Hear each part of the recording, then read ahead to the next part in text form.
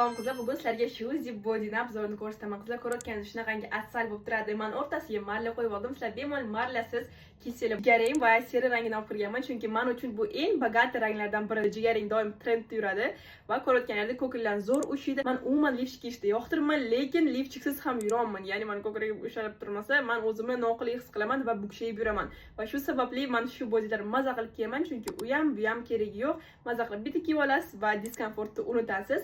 Bu tanangizni 2-4 santimetrgacha qisqartiradi. Ozg'inroq bo'lsangiz 1-2 santimetrga qisqartiradi, semizroq bo'lsangiz 4 santimetrgacha qisqartirishi mumkin. Ko'kragingiz zo'r ushiydi.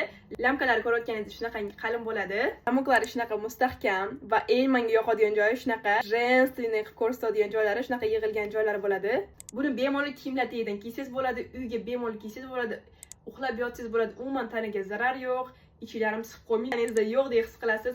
Material ham juda ham yoqimli. Shunga yarasha zo'r o'tashga qiladi.